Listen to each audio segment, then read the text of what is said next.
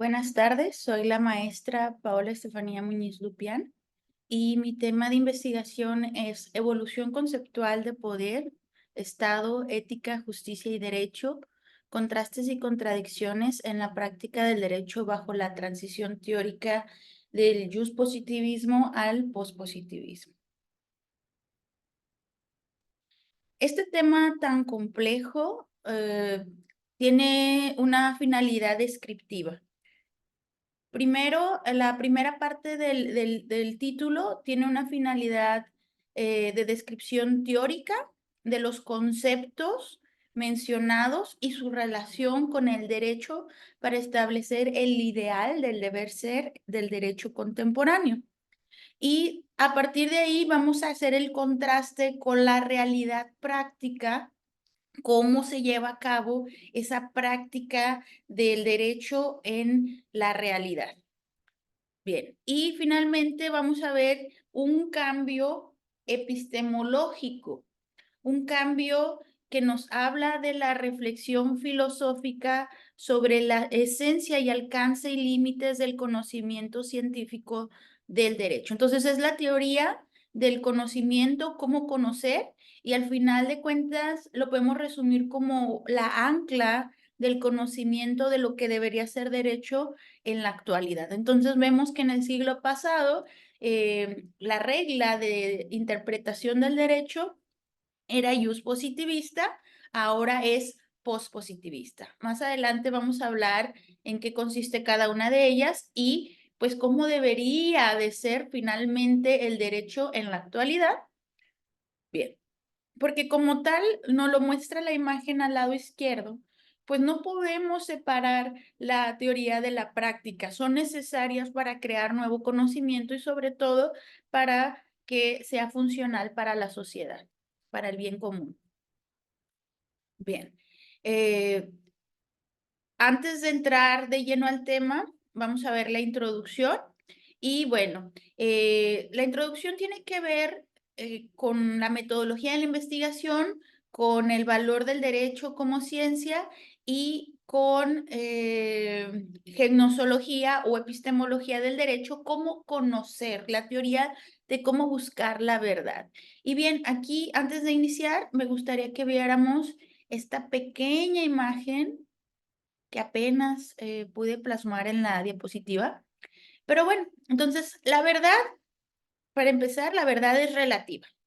Entonces, a lo largo de la historia y de la filosofía y la ciencia, pues siempre nos han dicho que hay una verdad, pero depende de cómo la podamos conocer, vamos a saber solo una perspectiva o vamos a poder ver todo el objeto de investigación completo. Entonces, tenemos aquí un número que si lo vemos desde un punto de vista, desde una perspectiva es 6, si lo vemos desde la otra es 9. ¿Quién tiene la razón? Los dos.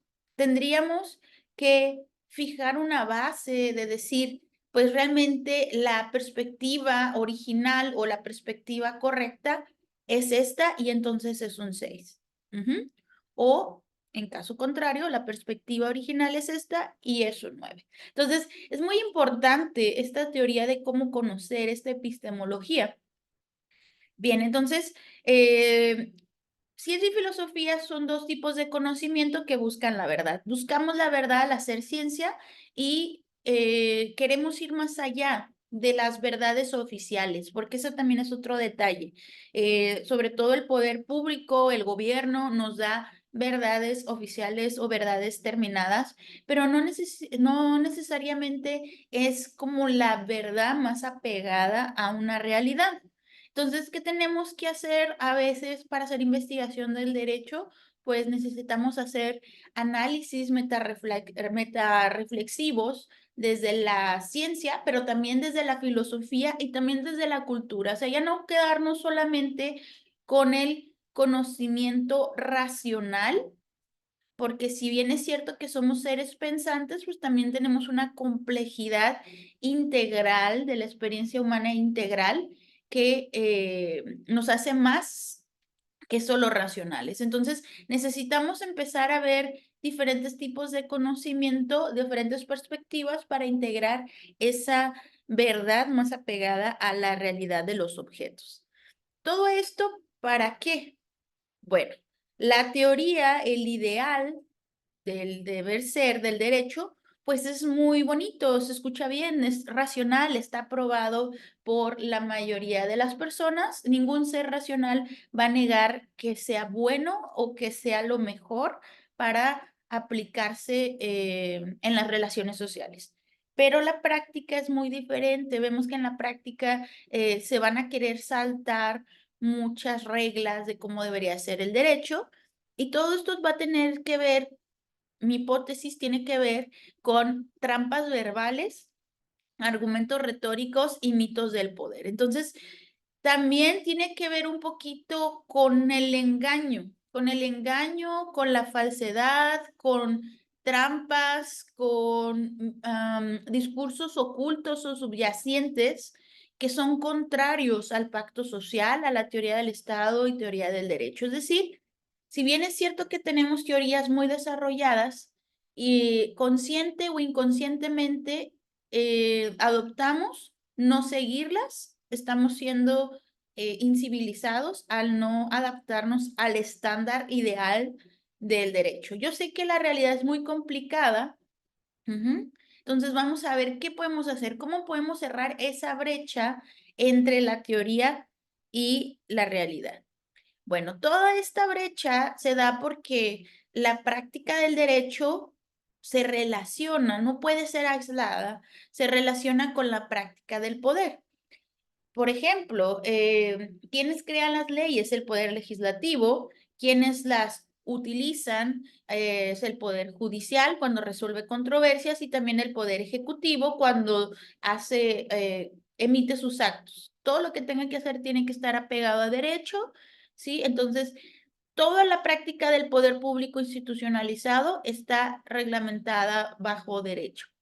Entonces, aquí la cosa es que hay que distinguir si efectivamente el derecho es instrumento de los fines del poder o el derecho está siendo utilizado como un instrumento de la justicia. Entonces, aquí hay dos tipos de derecho, por decirlo así.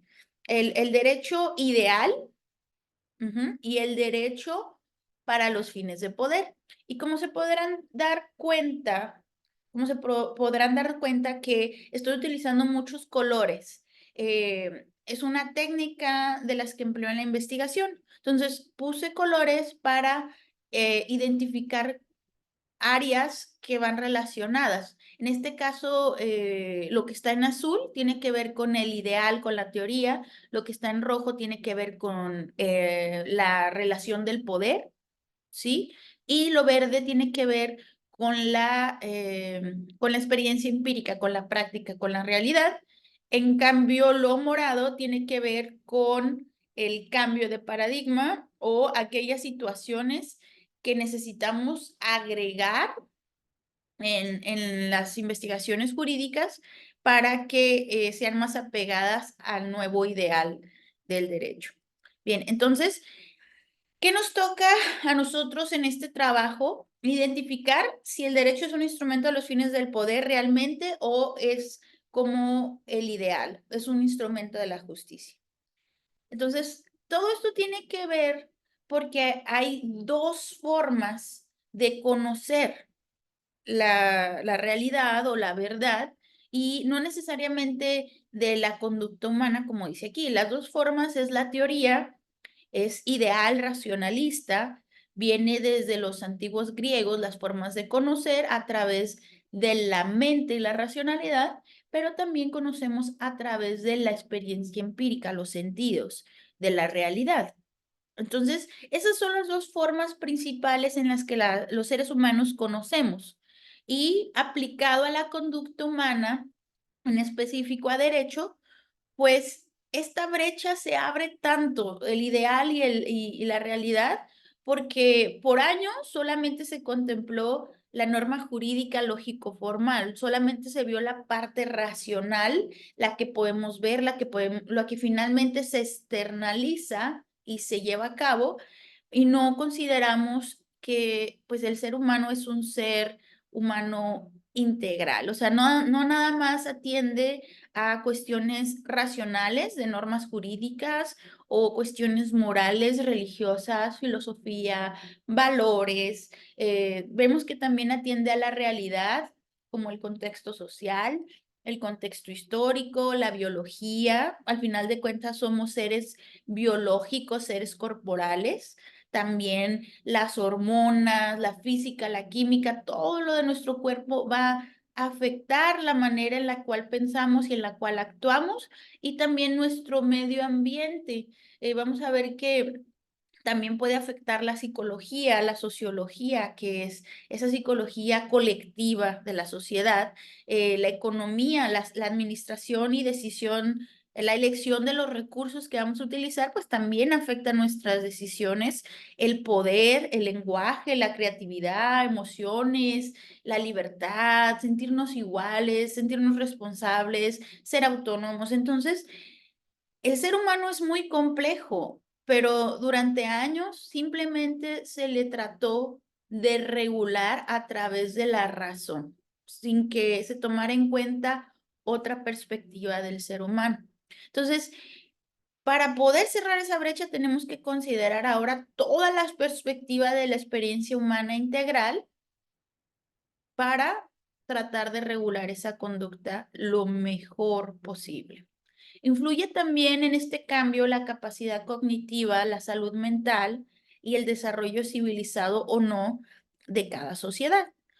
¿Sí? Entonces, ¿qué tiene que ver esto? Pues bueno, un desarrollo civilizado es reconocernos conscientemente como humanos y entonces empezar a hacer lo que nos corresponde para que se nos respete como tal y también nosotros respetar y ser responsables y autónomos para hacer lo que nos corresponde. Finalmente, necesitamos hacer lo que nos toca para que todos los demás empiecen a hacer lo que les toca. Entonces, influye esa capacidad cognitiva de ser consciente de nuestra realidad, además de ser conscientes de saber si nuestra salud mental es la adecuada y pues empezar a hacer lo que nos toca a cada uno.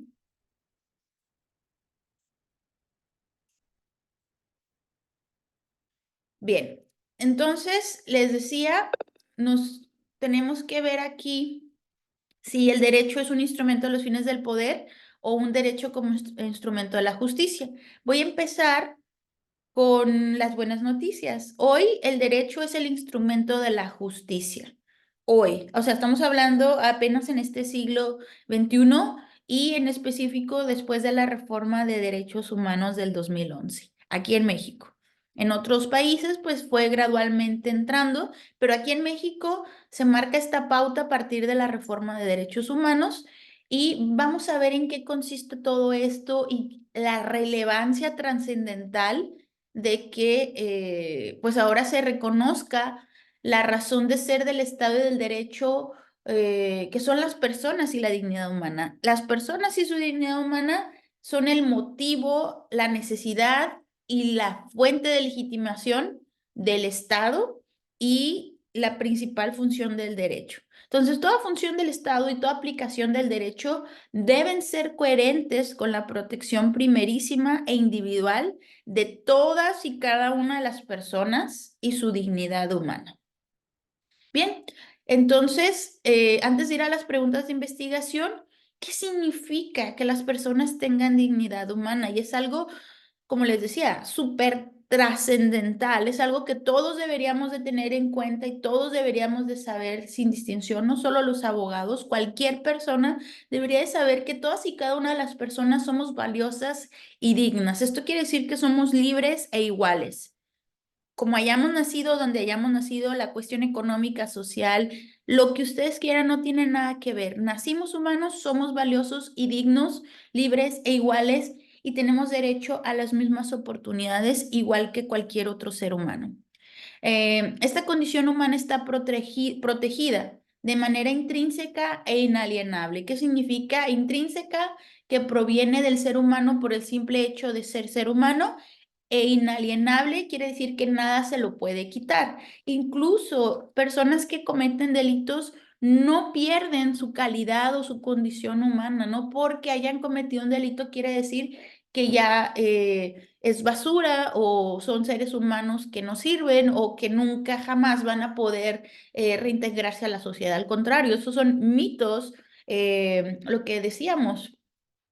Vamos a tener que buscar las trampas verbales, los mitos del poder, los argumentos retóricos, todo aquello que es de manipulación o de ignorancia que desconocemos y por la cual estamos tomando decisiones inconscientes que nos tienen en círculos viciosos de incivilización como sociedad y por la cuales no podemos avanzar, no podemos crecer en un progreso integral social, económico, político, de derecho. Entonces, todos somos iguales, libres y con nada se nos puede quitar, solo por ser humanos. ¿Qué representa esto para el Estado? Obligaciones. Son obligaciones a cargo del Estado, pues este debe de respetar, procurar y promover en todo momento y en cualquier acto de autoridad tiene que cuidar la dignidad humana de las personas. Esta es la legitimación constitucional actual. Esto es lo que nos dice por qué es necesario tener un Estado, tener un gobierno, por qué someternos a una autoridad.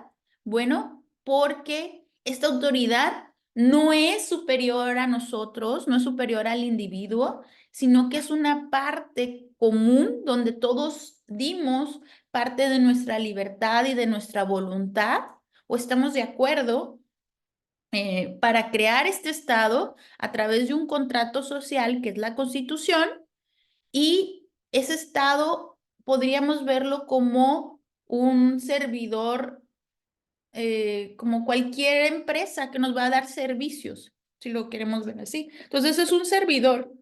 Nos tiene que servir y nos tiene que servir bien.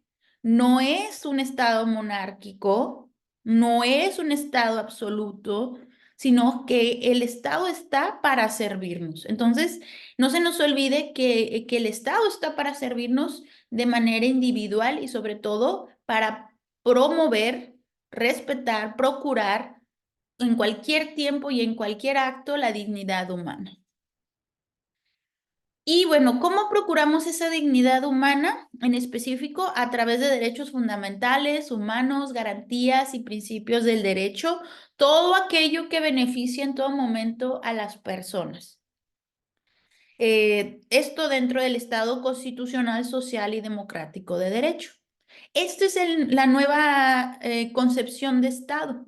Vamos a ver a través de la historia un poquito más adelante que el primer tipo de Estado fue un estado monárquico absoluto, ¿sí? Esto se consolida en la Edad Media a través de, pues, la forma de gobierno que había en Europa. Recordemos que nuestra cultura está dirigida o fue principalmente, traemos la herencia occidental, ¿sí? De Europa por la mezcla que hubo en la conquista. Entonces, pues nos vamos por esa idea de cómo evolucionó la cultura y cómo evolucionaron todos estos conceptos relacionados con el derecho y cómo debe de ser el Estado y el derecho actual. Y en pocas palabras, este Estado constitucional, social y democrático de derecho es lo último, o sea, lo más nuevo, lo más novedoso en teoría del Estado.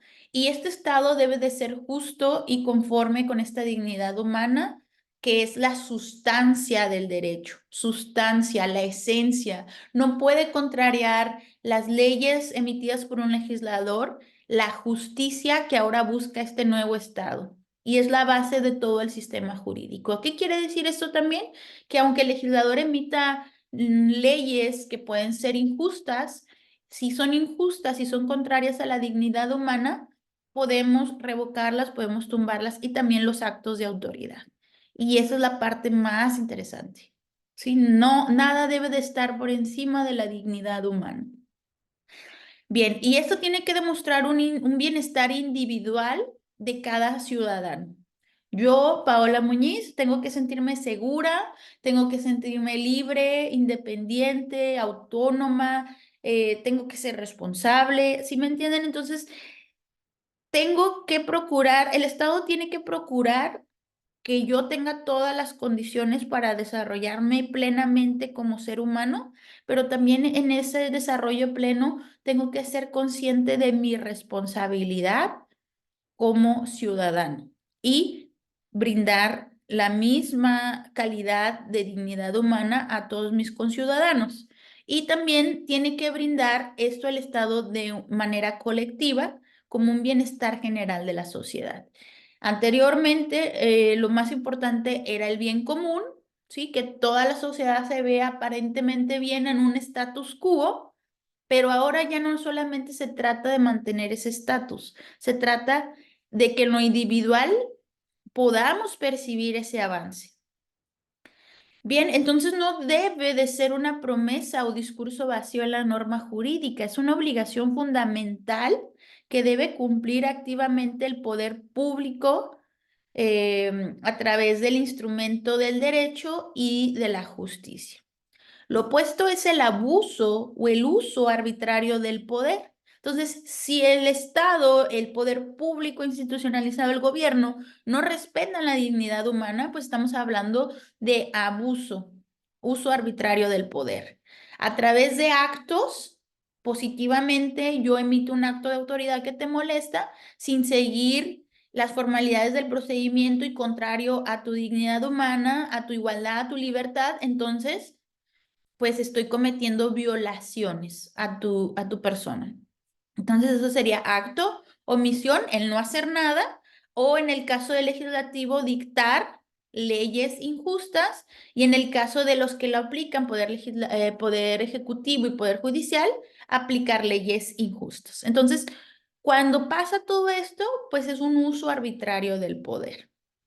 Entonces, el cumplimiento puede y debe de ser exigido al Estado por diversos medios. Recordemos, también es una responsabilidad, una conciencia y responsabilidad de cada uno de los ciudadanos exigir al Estado que funcione como debe de hacerlo.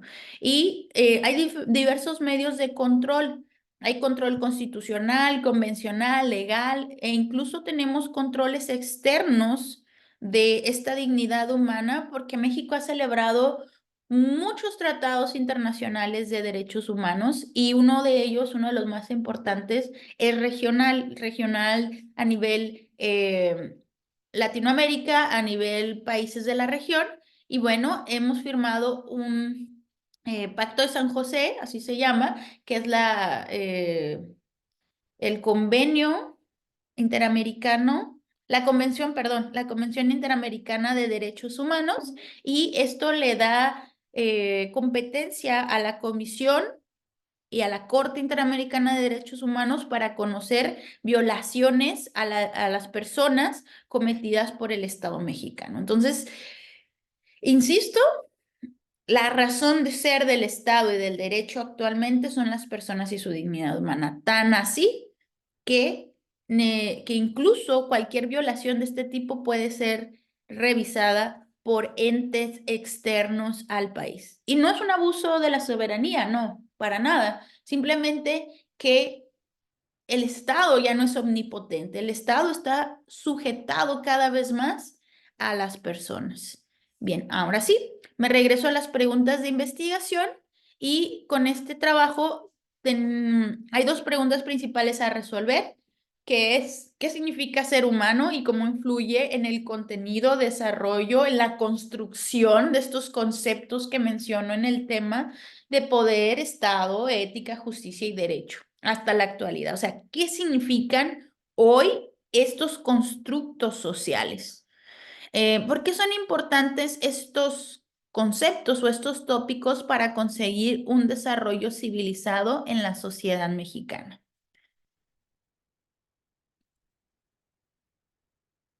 Bien, ya pasamos la introducción, ahora corresponde hablar un poquito de la metodología aplicada.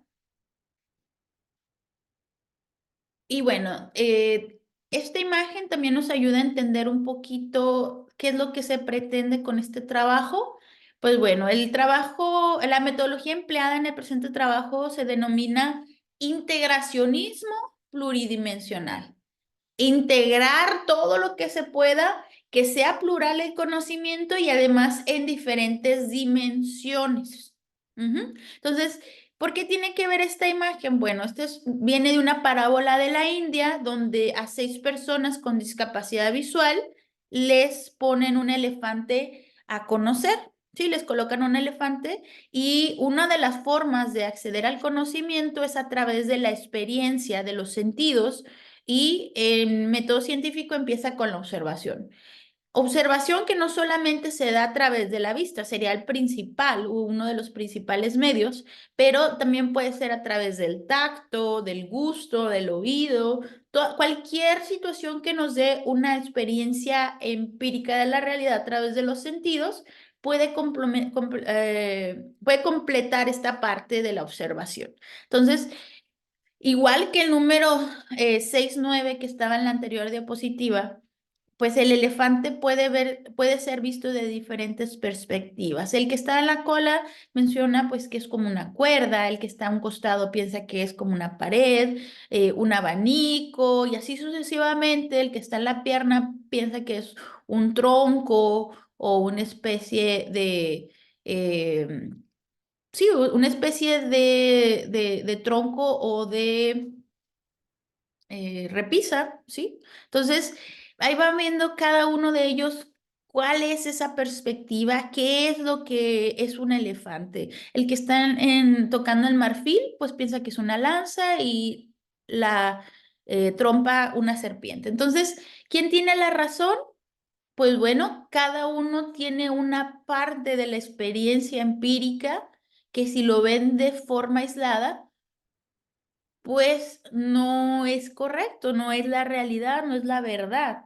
Pero si todos integran cada una de estas partes, más se auxilian de otras perspectivas, a lo mejor que sí haya visión, o del concepto elefante como tal, que es un animal, que es un mamífero y así sucesivamente, pues entonces podemos hablar de forma integral qué es un elefante. Lo mismo va a pasar en este trabajo, pero lo que tratamos de ver es qué es el derecho, cómo debería de ser el derecho, sobre todo para hacer ese contraste con la realidad y ver el abismo entre uno y otro y argumentar que ese abismo se da por la falta de civilización o una civilización alterada o manipulada por los discursos y mitos del poder. Entonces, eh, vemos que este integracionismo pluridimensional va a integrar el derecho integral, no solo como norma jurídica. La norma jurídica es solamente una pequeña partecita de todo lo que es derecho, ¿sí? Es la parte que vemos impositiva, la parte que vemos que nos aplican y que hay sanciones, o sea, la parte del día a día, la ley, por decirlo así.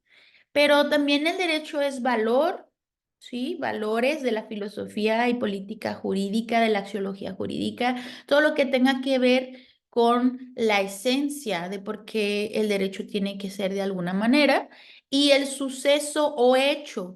Estamos hablando de la cultura jurídica, cómo se comporta la realidad en un contexto histórico que es cultural y dinámico, es dialéctico, va avanzando y pues se va integrando no solamente por derecho, o sea, la realidad humana, la realidad de la sociedad, pues está cargada de otros conocimientos de las ciencias sociales, como antropología, psicología, sociología, historia, economía, psicología, etnología, criminología y todos aquellos estudios que sean sociales. Entonces, esa sería una de las primeras dimensiones, la dimensión del derecho integral, pero también tenemos otras 4 dimensiones de las cuales podemos partir para analizar esta integración de derecho, que es mediante la filosofía en general y filosofía del derecho en particular, y también desde la experiencia empírica de otras ciencias, como ciencias naturales o exactas, que puedan ir relacionadas con la conducta humana o incluso hasta ciencias formales como la lógica. La lógica tiene mucho que ver con la interpretación y la argumentación. Entonces, necesitamos saber qué es lo que estamos diciendo, qué es lo que queremos expresar, un lenguaje sencillo para que entendamos qué es derecho y como les decía, también tiene que ver con la biología, con la química, con la física, con la parte biológica de nuestro cuerpo. Y pues no es lo mismo derecho hoy que en la antigua Roma. Ujú.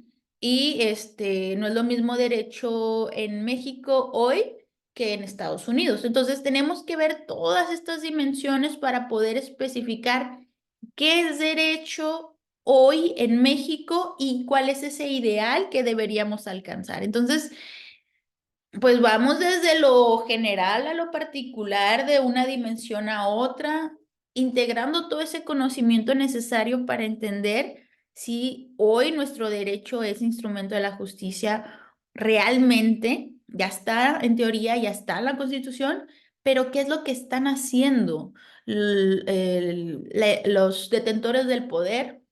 Los servidores públicos, el gobierno, quienes realmente tienen la batuta o tienen el liderazgo para aplicar debidamente el derecho y ver si realmente somos instrumentos de la justicia o somos sus instrumentos del poder. Bien, entonces vamos a unir, como decía, las ciencias sociales plurales y interrelacionadas para explicar la conducta de las personas y además vamos a integrar literatura, música, arte, que antes eran consideradas subjetivas en el positivismo y ni siquiera podían ser consideradas para formar parte de la norma, ni siquiera eran consideradas para la interpretación ni para la aplicación del derecho. Es como no existían. Entonces, hoy son considerados sobre todo para cargar de interpretación y conceptos cualitativos sobre emociones, expresiones e impresiones humanas en los diferentes contextos y sociedades. Entonces, es un trabajo muy arduo. De hecho, representa la primera parte de mi tesis doctoral. Eh, Posteriormente, si les interesa saber un poquito más de qué trata mi tesis doctoral, pueden mandarme un mensaje y con gusto lo platicamos, pero tiene que ver con la falta de civilización humana en nuestra sociedad mexicana y sobre todo una falta de civilización a los principales encargados de que esto pueda ser posible, que es a los abogados y a los operadores del derecho y a los políticos, a los que detentan el poder público. Entonces, ellos son los principales responsables de que acerquemos y civilicemos, eduquemos a la población de que cumplir con el derecho nos trae beneficios a todos, pero un cumplimiento igualitario sin privilegios, o sea, un cumplimiento igual para todos. Bueno, entonces, como les mencionaba, va a haber muchos colores que nos van a explicar cada uno ¿cómo se puede llamar? De campos de conceptos, ¿sí? Entonces, esto rojo quedamos que era el poder. Ya vimos lo que es hoy lo mejor, ¿sí? Una explicación de cómo debería de ser hoy el derecho, pero antes, estoy hablando antes de la reforma de 2011, de la reforma constitucional de derechos humanos, antes ciencias sociales y derecho no eran considerados como tal ciencias y se lo merecían porque no eran objetivas y rigurosas, estaban cargadas de la ideología del Estado, estaban en función del poder público. Entonces, también estaba el positivismo de la ciencia, que si bien es cierto que para las ciencias está perfecto, recordemos que todo es relativo. En las ciencias exactas se puede aplicar el positivismo de la ciencia sin emociones ni valores porque tratan de buscar verdades o leyes universales, pero en las ciencias sociales no podemos buscar leyes universales porque cada cabeza es un mundo, cada sociedad piensa diferente, se tiene que ir construyendo con el diálogo, debate de todos y tolerancia, no discriminación, donde todos sean escuchados y construyan un estado que los represente. Entonces, Este positivismo de la ciencia mal aplicado a las ciencias sociales y derecho, pues en vez de traer beneficios, trajo consecuencias de manipulación y abuso de, del poder. Entonces se crearon un positivismo del Estado que fuera legalista y liberal, pero el poder público estaba concentrado, y tenías que cumplir. La ley era la ley y cúmplase. No había ninguna circunstancia de leyes injustas, sino que el legislativo emitía la norma y pues teníamos que cumplirla.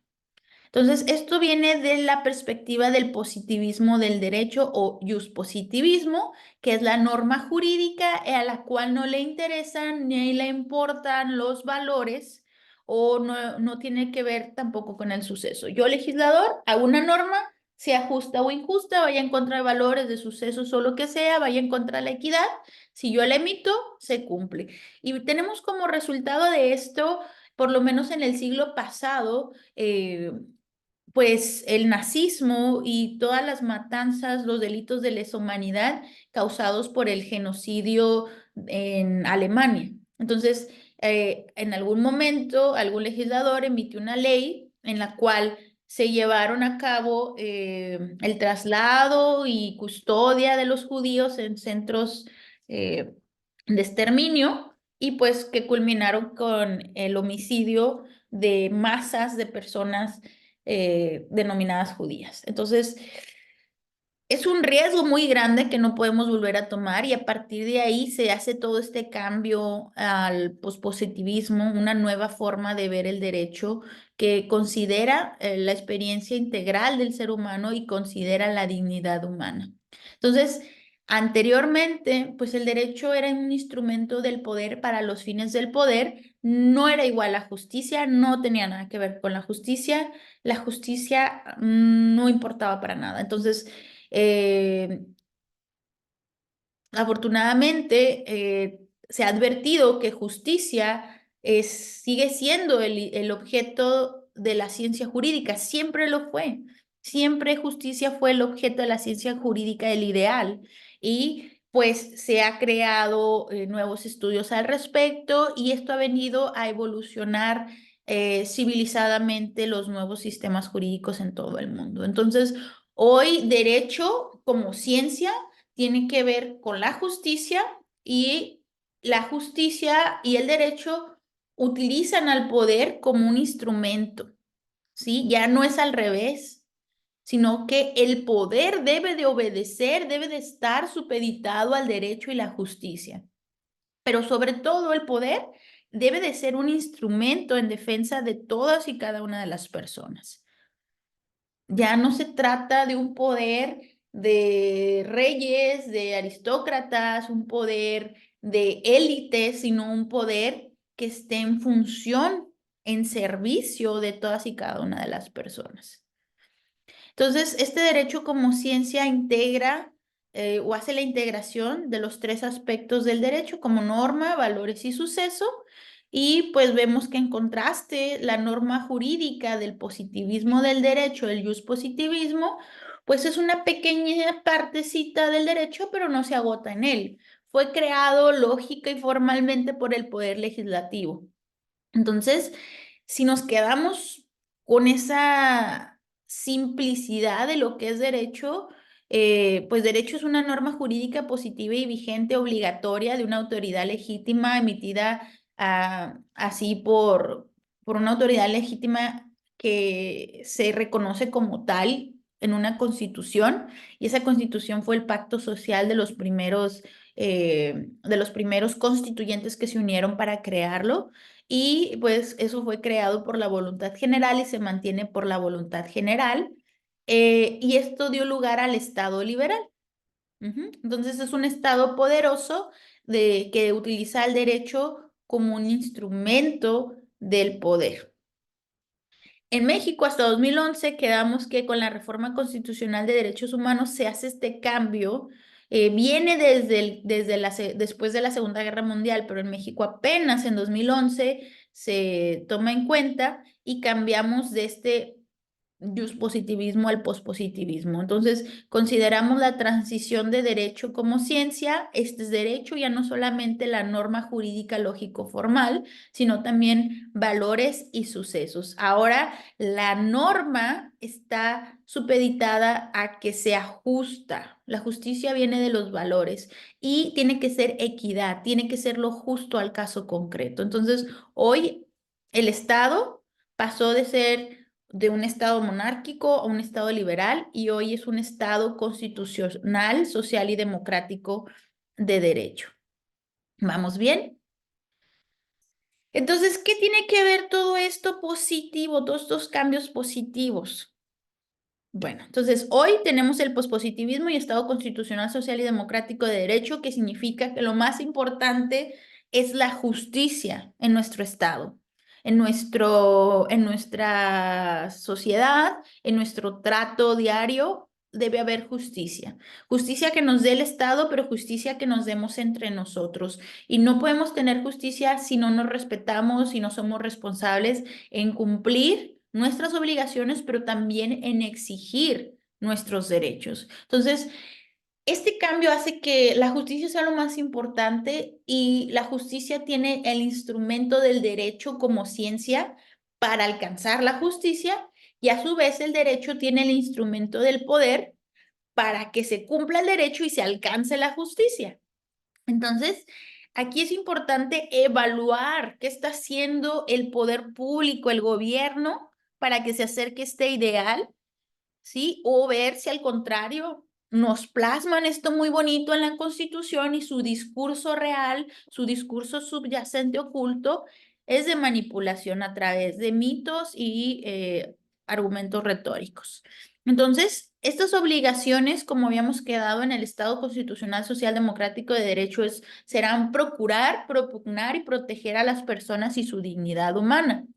Todo esto porque el derecho como ciencia es omnicomprensivo. Tratamos de ver todo el elefante desde todas las perspectivas y entonces no solamente nos vamos a quedar con la norma jurídica, sino que va a estar bajo el filtro, va a estar observada bajo el filtro de la razón, de la moral y la equidad.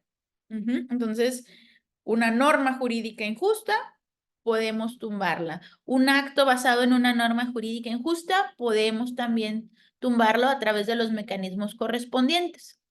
Entonces, derecho es un constructo social, ahora es un constructo social, no solamente es lo que dice el legislador que es, se va a estar construyendo con la interacción de los sucesos sociales y necesitamos la participación activa de la sociedad, de una sociedad consciente y sobre todo educada en libertad. Entonces hay que empezar a leer, sobre todo leer y educarse de manera libre. Instrumento de civilización humana, fue una creación, el derecho fue una creación de la humanidad, pero también genera y atrae mayor civilización humana. Entonces, ¿conviene cumplir con el ideal del derecho? Sí. ¿Para qué? Para tener mayor civilización humana.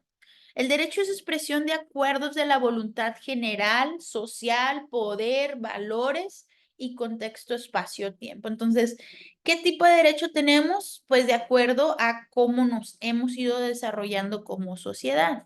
Hay que conocernos, hay que conocer nuestra historia, hay que conocer quiénes somos. O sea, somos mexicanos, hay que ver qué significa ser mexicanos y qué conlleva detrás. Entonces, reflejado todo esto en una norma fundante básica.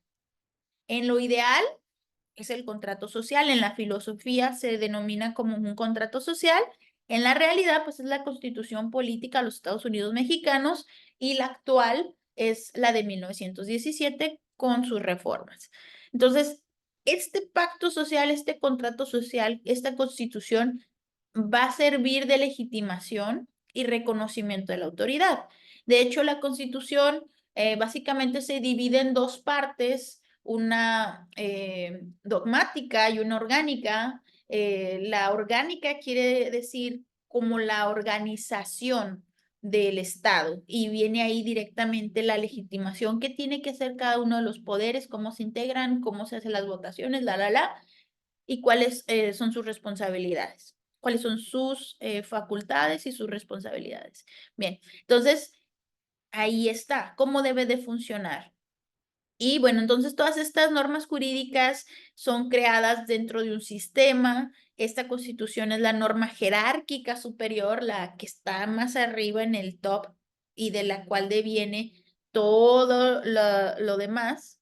Pero aún esta norma jurídica está sometida por los derechos fundamentales y humanos y la dignidad humana. Entonces, prácticamente, por más de que la Constitución sea la regla superior, que ordena todo lo demás, los derechos humanos y la dignidad está todavía por encima de esa Constitución, porque no puede ir en contra de la dignidad humana. Entonces, así el poder público mexicano, el gobierno mexicano en sus distintos poderes, si deniega justicia, si algo pasa que se comete una violación, un abuso de autoridad y en el poder judicial no lo resuelven, podemos llegar a autoridades jurisdiccionales supranacionales, como mencionamos, la Corte Interamericana de Derechos Humanos, que tiene legitimación para conocer, resolver, condenar y ejecutar al Estado mexicano. Hay un error, por violaciones a los derechos de las personas. Entonces, el derecho de las personas, la dignidad humana está por encima de cualquier arreglo político, podríamos decirlo de esa manera. Bueno, y esto, conocerlo de qué nos sirve, ¿sí? O sea, de qué, para qué o qué es lo que intentamos o cómo lo podemos emplear adecuadamente, cómo podemos cerrar esa brecha entre el ideal y la teoría. Pues bueno, todo esto tiene que ver, como les decía, no solamente con derecho, tiene que ver con todas las demás relaciones sociales, estamos hablando también económicas y sociológicas. Entonces, si nosotros seguimos el ideal, podemos promover instituciones políticas, jurídicas y económicas positivas que generen círculos virtuosos de civilización.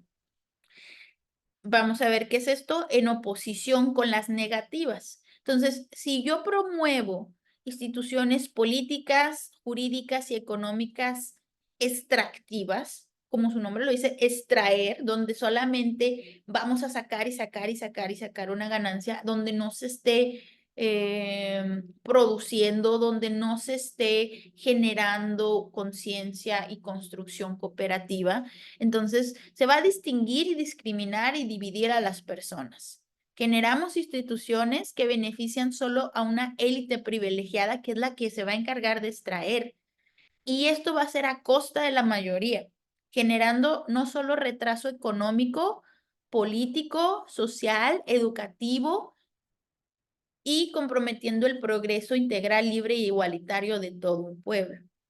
Entonces, mucho cuidado porque prácticamente vamos a ver más adelante que esta es la realidad empírica de nuestro país. Es una realidad que lamentablemente continúa con políticas extractivas negativas, ¿sí? Y no hemos podido transitar a instituciones políticas positivas. No todo ha sido blanco negro, se han dado pequeños pasos como esto de los derechos humanos, como los órganos constitucionales autónomos que han permitido sobre todo el INE la transición democrática.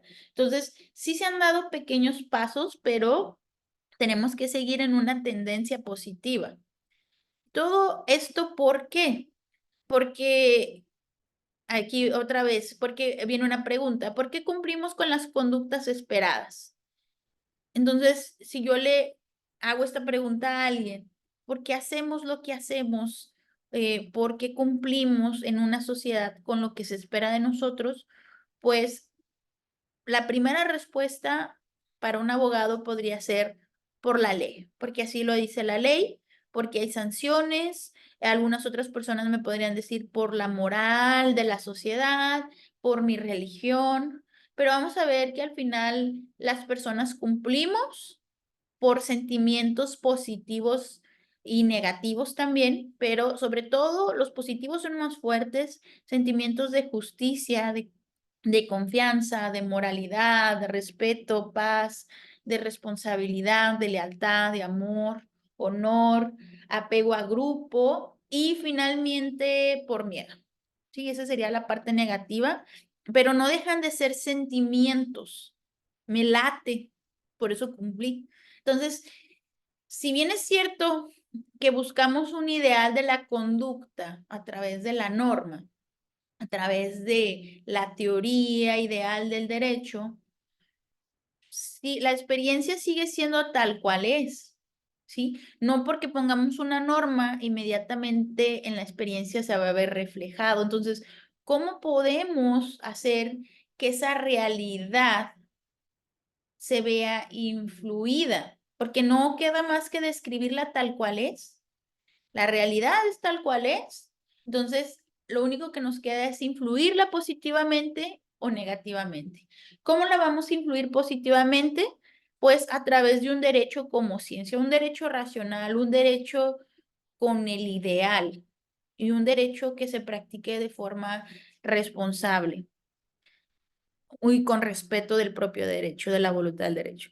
Entonces, el poder actuaría como instrumento del derecho y de la justicia y propugnaría por el ideal.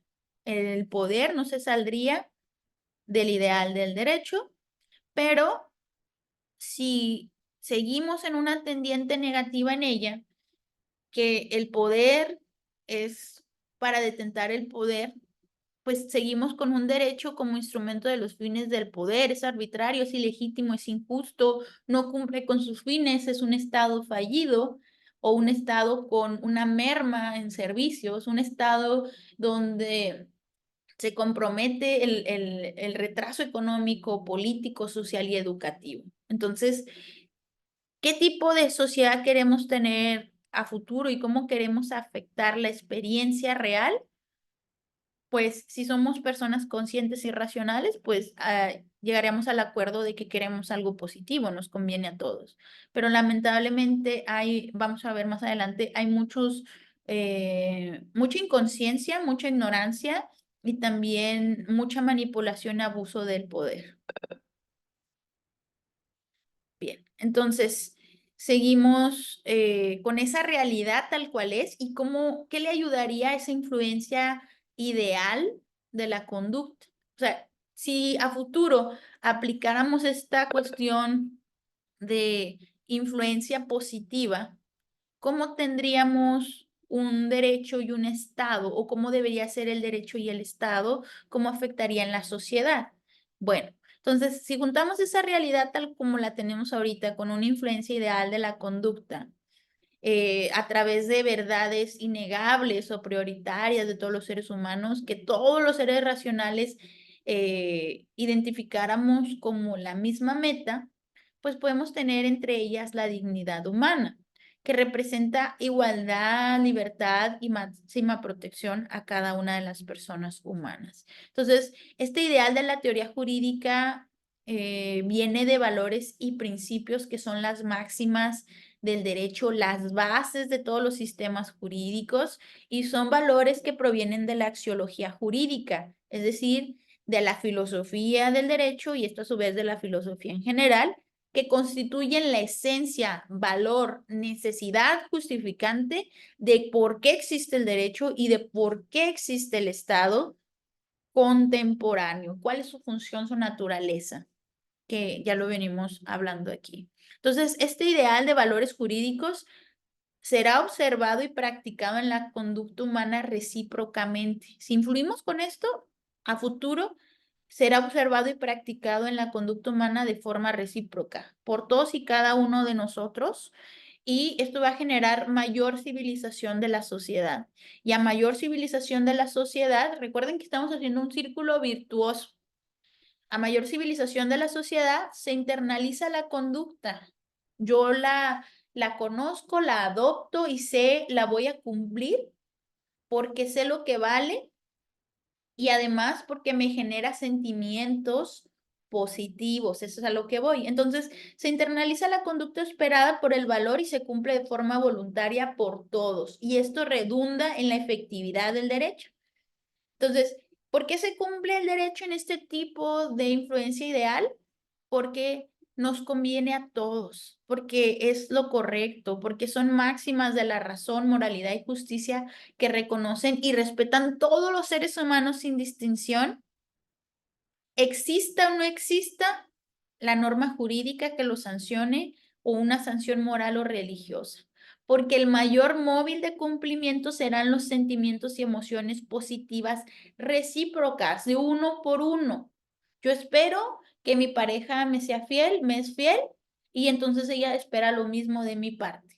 Yo espero que mi vecino respete mi lugar de estacionamiento, yo lo respeto a él me respeta y tenemos una sana convivencia. Sí, y así sucesivamente. Entonces, el mayor móvil de cumplimiento son sentimientos y emociones positivas recíprocas, y sin lugar a dudas, este sería un estado y una práctica del derecho que nos lleve a la dignidad humana. Ahora vemos la otra influencia, la influencia del derecho como instrumento del poder y cuáles son sus consecuencias o cuáles serían sus efectos en la realidad, en la experiencia empírica de la sociedad. Entonces, si utilizamos al derecho como un instrumento del poder para sus fines del poder, pues no es justo, no tiene nada que ver con la justicia. Entonces hablamos de ideologías del poder para retener el poder donde el fin justifica los medios, ¿sí? Yo mato, desaparezco, frustro la libertad de expresión, no importa, el fin justifica los medios para que yo retenga el poder. Entonces, es algo muy delicado y pues esto se ejerce no solamente por el poder público institucionalizado, hay factores reales del poder detrás y estos factores reales del poder están compuestos por élites privilegiadas con poder político y poder económico que influyen directa o indirectamente en las tomas de decisiones del poder público, que beneficien a esos fines extractivos privilegiados, ¿sí? Entonces, ya soy una élite privilegiada, ¿qué me importan los demás? Yo sigo teniendo poder político y poder económico y voy a seguir manteniendo ese monopolio de la extracción privilegiada de los recursos. Entonces, esto es desleal, es contrario con los demás, con la sociedad, con el propio Estado, con el derecho, con el libre mercado, con la justicia, el contrato social y la Constitución. Entonces, es el discurso oculto, es el discurso subyacente. Entonces, representa un sistema jurídico y un Estado de derecho, porque ahorita tendríamos que estar en un Estado constitucional, social y democrático de derecho, que está viciado por corrupción o fracaso de los servicios públicos o la administración del Estado. Entonces, un Estado más propio del anterior Estado liberal arbitrario, donde no hay dignidad humana, donde no hay justicia, donde el poder es instrumento del poder, ¿sí? Entonces va cargando un círculo vicioso negativo. Entonces, entre más abuso del poder, pues menos derechos para los demás hay, no hay igualdad, no hay libertad. Entonces, estas ideologías del poder son conocimientos que no pueden ser directos. Ellos no te van a venir a decir los políticos, voy a robar, voy a transear, voy a abusar del poder. Entonces son discursos ocultos al discurso oficial, pero son sensibles, son cualitativos, son de primera interpretación por el común de la sociedad. Entonces vamos a ver que en sus discursos hay argumentos retóricos que son emocionales o impresionantes, persuasivos. Y ese es el discurso del político. No se trata de decir la verdad, se trata de convencer, de impresionar, de decirte lo que quieres oír para que sueltes tu voto. Entonces tenemos que ser más conscientes para, de esos discursos que nos dicen los políticos, separar lo viable de lo inviable, la presión emocional de algo racional, algo que sí se puede hacer, que no se puede hacer, una propuesta de soluciones en vez de pura queja o tirar odio, al contrario. Bien, entonces vamos a verlo también con expresiones de lenguaje complejo, técnico y difícil de entender por el común de la sociedad. Entonces, utilizan palabras muy rebombantes para escucharse bien, muy poéticas para escucharse bien, pero al final de cuentas dice que dice y no dijo nada y no le entendemos y solamente votamos por él. Entonces, hay que cuidar que utilicen un lenguaje sencillo y concreto.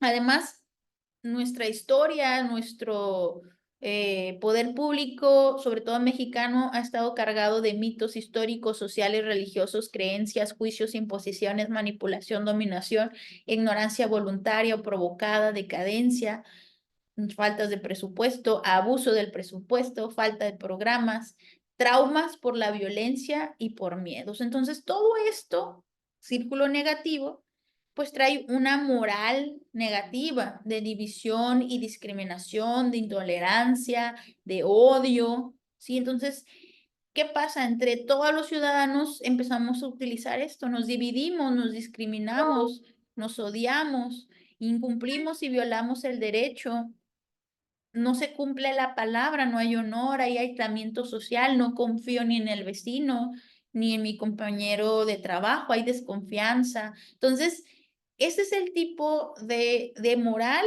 que empieza a cargar la sociedad cuando el poder trae sus discursos ocultos, cuando la ideología del poder es más fuerte. Entonces, el mayor móvil de cumplimiento del derecho, de instrumento del poder, va a ser sentimientos negativos derivados de miedo, violencia, inseguridad, conformidad, corrupción y traumas, problemas psicológicos e individuales y colectivos. Entonces, vamos a cumplir por el miedo, vamos a cumplir eh, porque no queremos sufrir un daño más grave. Entonces, sin lugar a dudas, está secuestrada la dignidad humana. Y bueno, vamos a ver, ya vimos un poquito de la realidad y la teoría, ahora vamos a ver un poquito de la realidad, de la experiencia y desde un punto de vista cuantitativo. Bien, esto que les muestro aquí proviene de una encuesta que se llama World Justice Project o Proyecto de Justicia Mundial. Es una encuesta anual que se hace, en este caso fue a 142 países para el 2023 y mide el estado de derecho de estos países. Hay europeos, hay de todo el mundo. En el caso que son 142 países. México está evaluado en el estado de derecho con una puntuación general por debajo de la media, de una escala de 0 a 1, la media pues sería 0.5, 55 sería la media global y la media regional 52. Nosotros estamos por debajo en 0.42 y en una posición mundial de 116 a 142, posición regional de 27 a 32 y el Estado de Derecho en vez de ir mejorando pues ha ido decreciendo. Todo esto es porque hay subfactores como la corrupción. Entonces, de esta puntuación general encontramos que la ausencia de corrupción para México lo coloca en el 0.26, muy por debajo de la media global y regional y en una posición mundial de 136, 142 países. Estamos hablando a 6 países de ser el más corrupto del mundo y a solo 2 de ser el más corrupto a nivel Latinoamérica. Igual, la corrupción, en vez de haber ido mejorando, pues ha estado decreciendo. Bien, en cuanto a la administración de justicia, tiene dos indicadores, uno de justicia civil y otra de justicia penal. En cuanto a la justicia civil, que es toda, nos dice la Constitución que todo lo que no sea penal va a ser civil, nada más en esa clasificación, pero está involucrado lo que es civil, familiar, mercantil, laboral, administrativo, todas las demás ramas del derecho que no sean la penal. Entonces, para esta área de administración de justicia, de los servicios del Poder Judicial, pues vemos que también está por debajo de la media, en una posición 131 de 142 y regional de 27.32. Igual, la administración de justicia civil ha ido decreciendo, y para la cuestión de justicia penal es algo verdaderamente deprimente e impunidad, porque no solamente está por debajo de la media, sino que está en una posición mundial 132, 142, 26, 32. Bueno, entonces, después de ver toda esta teoría ideal de cómo debe de ser el Estado hoy, cómo debe de ser el derecho hoy, y el contraste de la realidad, que en realidad el derecho sigue siendo un instrumento del poder en México, lamentablemente, pues nos queda abonar a la evolución de los valores, a la evolución de estos conceptos de una teoría ideal de cómo debería de ser el derecho. Y para esto, pues tenemos que repasar históricamente, de construir los conceptos y volver a construirlos para entender entonces qué debe de ser el derecho, qué debe de ser el poder, cómo debe de ser el Estado. Entonces, lo que se hizo en este trabajo fue deconstruir y reconstruir esos conceptos en un plano filosófico, científico, cultural, ajá, desde la antigüedad hasta nuestros días. Entonces, pues la humanidad empieza eh, con una civilización a partir del integramiento de personas, asentamientos, agricultura, ritos, escritura, jerarquías y sistemas administrativos. Poco a poco, los seres humanos como especie se fueron integrando. Y podemos ver a través de la literatura universal que las primeras formas de gobierno fueron monarquías y aristocracias a través de, sobre todo habían epopeyas o aventuras, como la epopeya de Gilgamesh, una obra de Mesopotamia, considerada la obra escrita más antigua del mundo hasta ahora conocida. Y también esa forma de gobierno están presentes en la Ilíada y la Odisea de origen griego. Entonces, desde que la humanidad se empezó a asentar y a tener sus sociedades, pues buscaron la forma de irse organizando, y las primeras formas de gobierno fueron las monarquías y la aristocracia y las aristocracias. En cuanto al derecho, pues hubo una evolución gradual. Primero había un derecho de venganza corporal, el derecho a la pena de muerte, la autotutela y la guerra justa por ofensas. Y posteriormente se empezó a dar la conciliación, el arbitraje y finalmente los juicios. Pero todo esto empezó en Atenas, Grecia, y no era necesario los abogados, era una propia defensa sin abogados y asesores, aunque poco a poco se fueron generando asesores de prestigio. Bien, entre esos primeros asesores estuvieron los sofistas, y uno de ellos es Protágoras. Si bien es cierto que de los sofistas viene la retórica y que la verdad es relativa y que lo que más importa es la persuasión, que es lo que tienen todavía los políticos, yo me quedo con la parte más cierta y relevante y que se confirma a través de todo el desarrollo de la filosofía en general y el conocimiento humano, que toda verdad es relativa. Gracias a Protágoras, el primero que nos habló de la ética, pues sí, tenía razón, todo es relativo, aunque los sofistas lo hayan utilizado para convencer y persuadir, pues nosotros hay que tenerlo en cuenta de que es relativo para poder conocer las cosas de forma integral y buscar esa verdad, no para persuadir, para buscar la verdad. Entonces, para Protágoras todo es relativo, mientras que para Sócrates todo es conocimiento para la búsqueda de la verdad. Entonces, nos dice Sócrates que solo hay un bien, que es la sabiduría, el conocimiento, y solo hay un mal, que es la ignorancia. Entonces, para uno es relativo, para el otro es absoluto, verdad absoluta. Y bueno, a partir de Aristóteles, la ética se va a centrar en la búsqueda de una vida feliz, y cada una de las corrientes filosóficas va a dar su ejemplo de lo que es una vida feliz. Entonces empezamos con Aristóteles, que él nos dice que la vida feliz corresponde a hacer la función propia del hombre y sus valores, buscar una vida virtuosa.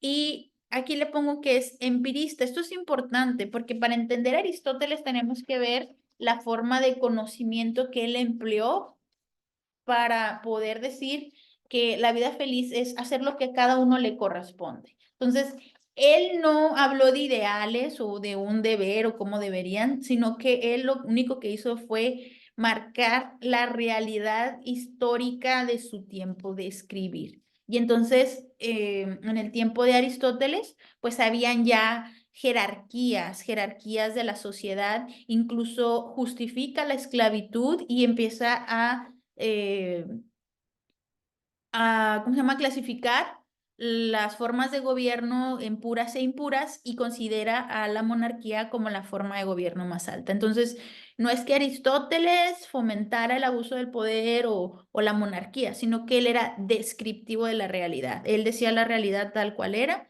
y pues decía que para ser felices hay que hacer lo que nos toca y aceptarlo y hacerlo. Y además de utilizar valores cardinales. Bien, posterior a Aristóteles, el epicureísmo nos dice que la vida feliz se alcanza a través de la satisfacción moderada de los placeres naturales necesarios. Estamos hablando de necesidades básicas, ¿sí? Teniendo cubiertas nuestras necesidades básicas, no se refiere a un placer corpóreo como el sexo o gula o otra cosa que podría ser abuso, sino es un placer moderado de satisfacer las necesidades naturales. También no tener miedo de los dioses o de la muerte, ¿sí? Porque su justificación es de que todo está hecho por átomos, ¿sí? Y una vez que la muerte se genera, los átomos se desintegran, no hay una vida más allá de la muerte. Entonces, sí hay un alma, pero el alma es la esencia que igual está compuesta por átomos y una vez que mueres, pues todo se desintegra. Entonces, no hay que tener miedo a la muerte ni miedo a dioses inexistentes y así podemos vivir felices, según el epicureísmo. Y nos menciona que la justicia deviene de la confianza y beneficio mutuo de convenir pactos y creer que la vida honorable y justa es la más placentera. Nada más alejado de lo que vemos en la actualidad. Justicia tiene que ver con la confianza y beneficio de hacer pactos y creer que lo mejor es vivir de manera justa, responsable, honorable. Muy bien. Siguiendo con el cinismo, ellos nos dicen que la vida, para una vida feliz, tiene que ser una vida sencilla, seguida por la razón e impulsos naturales, no tanto por lo que nos dice la sociedad, ni por la riqueza, ni por la acumulación de poder. Entonces, hay que ser sencillos, seguirnos por la razón, igual como Sócrates, el conocimiento nos hará libres, y seguir los impulsos naturales del ser humano. Para los estoicos, bueno, pues ellos nos dicen que hay que vivir conforme a una razón cósmica. El universo tiene un logos, una razón subyacente que dirige el porqué de las cosas y cómo funcionan. El hombre es parte de ese logos, entonces tiene que actuar conforme a la razón, siguiendo virtudes, orden y la apatheia. La apatheia es la apatía o no dejarse perturbar ante sucesos inevitables, ante muertes, enfermedades, pérdidas. O sea, si bien es cierto que causa sentimientos de angustia y dolor, pues son cosas que debemos reconocer como naturales e inevitables y no tendríamos que dejarnos perturbar por ellas. Entonces, la actitud marca que las personas sean felices o no. ¿Qué actitud vas a tener contra los sucesos inevitables? Y nos menciona que hay una ley natural, que los seres humanos provenimos de una cuestión natural que tiene que ver con cumplir con esa razón cósmica. Bien. ¿Y cómo va a avanzar? Eso es por la ética, ¿cómo va a avanzar en el poder y en el Estado? Pues principalmente tenemos dos exponentes, es Platón el idealista y Aristóteles el de la experiencia, el que describe la realidad. Entonces, en el lado idealista de Platón, pues este distingue formas de gobierno, pero esta clasificación la hace por ideales de virtudes y contrastes de los vicios de los ciudadanos y gobernantes. Entonces nos dice que hay diferentes formas de gobierno, pero que ninguna es la mejor, que simple y sencillamente, si el hombre es justo, sabio y virtuoso, el Estado es justo, no importa que sea democracia, monarquía, aristocracia, lo que sea, si el hombre es justo, cualquier forma de gobierno será justa. Entonces, nos dice en oposición que los hombres con mala educación y vicios causan los mayores males al Estado y propone un gobierno feliz de filósofos, de sabios, porque serán los que mejor llevarán a cabo el gobierno. Entonces, propone una especie de aristocracia de sabios con meritocracia, que se ganen ese lugar y no hay discriminación. Tanto hombres como mujeres pueden ser los líderes de ese gobierno. La naturaleza de la mujer es tan indicada para la custodia de un Estado como la del hombre. Clasifica a los ciudadanos por aptitudes. Otra vez, un ideal de sociedad a través de qué conocimientos y méritos tienes y te voy a colocar en un lugar privilegiado. Entonces, esa jerarquía social ideal, pues sería de la jerarquía superior a la inferior, serían primero los filósofos gobernantes, guerreros y productores, artesanos y labradores. Pero no hay discriminación, o sea, un labrador puede llegar a ser un filósofo gobernante y así sucesivamente a través de los méritos. En cambio, Aristóteles, que describe la realidad de su tiempo, pues clasifica las formas puras y degeneradas de gobierno y mantiene la monarquía como la forma de gobierno más alta en la realidad y en su tiempo, pues es la forma de gobierno que conoció. El ser humano es un animal político que coopera para el funcionamiento del Estado, para sobrevivir y vivir bien. Describe la jerarquía de los ciudadanos y una sociedad real de lo que estaba pasando en su tiempo y menciona que desde su tiempo ya había discriminación, discriminación hacia las mujeres y también habían esclavos y justifica a estos esclavos por naturaleza. Hay personas diseñadas para ciertas funciones, los fuertes para ser guerreros, los sacerdotes y magistrados por su capacidad cognitiva, pero hay otros que no tienen nada y por eso es natural que sean esclavos. Y las mujeres, en último lugar, la discriminación, y es bien sabido que incluso los griegos y romanos preferían las artes amatorias entre varones que con la mujer, porque la utilizaban como simple incubadora para tener progenie, para tener más personas. Bien, y bueno, terminando la antigüedad, se empieza a asomar la Biblia, el cristianismo, el imperio de la fe, el dogma incuestionable, el abuso, represión, la doble moral, la violencia y el miedo de lo cristiano, de las religiones. A través de ellos se consolida la monarquía absoluta, porque ahora lo mandata incuestionablemente Dios. Hay un poder político y poder religioso que se apoyan mutuamente para mayor expansión de dominio y mayor acumulación de recursos y poder a través de una conquista evangelizadora. Y la ética se contradice. ¿Por qué? Porque hay tanto cuestiones positivas como negativas. Empezaré con la negativa. Mediante el miedo se genera manipulación mental, traumas, castigos divinos, condenación eterna, tortura, muerte, división, discriminación e intolerancia para creer en su Dios. Y por el otro lado, a los que creen voluntariamente, promueve apegos positivos como amor, perdón y misericordia. Entonces, es una ética doble moral diseñada para controlar, manipular y tener mayor poder.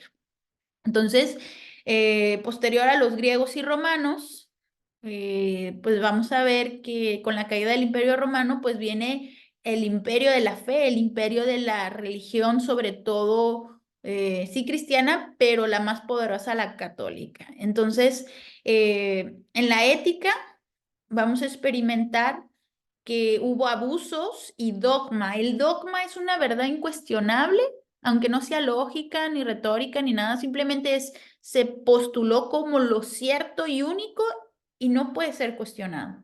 Sea verdad, sea mentira, sea lo que sea, es una verdad oficial incuestionable. Entonces, se impuso esa verdad oficial incuestionable, se controló el conocimiento, se enseñó lo estrictamente necesario y que fuera conforme a los valores de esa religión. Entonces, al imponer esa verdad absoluta, la única perspectiva del conocimiento es incuestionable, domina todo el ser humano, a los creyentes por apego y no creyentes por evangelización, miedo y violencia.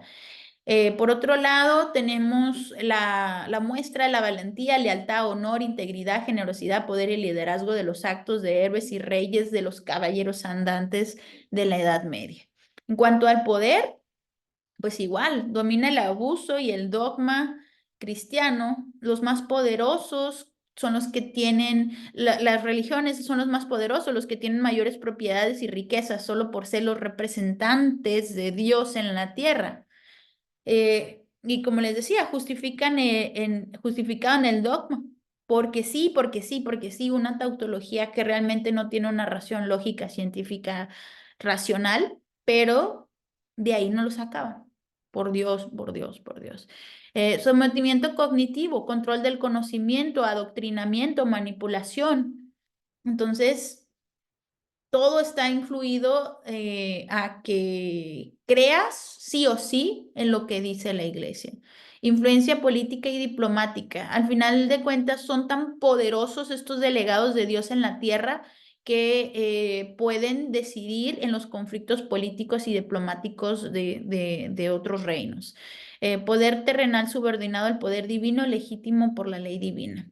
Y en la sociedad vemos una sociedad por estamentos muy discriminante, donde prevalece de jerarquía el rey, la nobleza y el clero, quienes son los que no trabajan y viven bien a gusto de las rentas que paga el tercer estado, compuesto por comerciantes, artesanos y campesinos. Ellos pagan las rentas mediante un sistema económico extractivo denominado feudalista.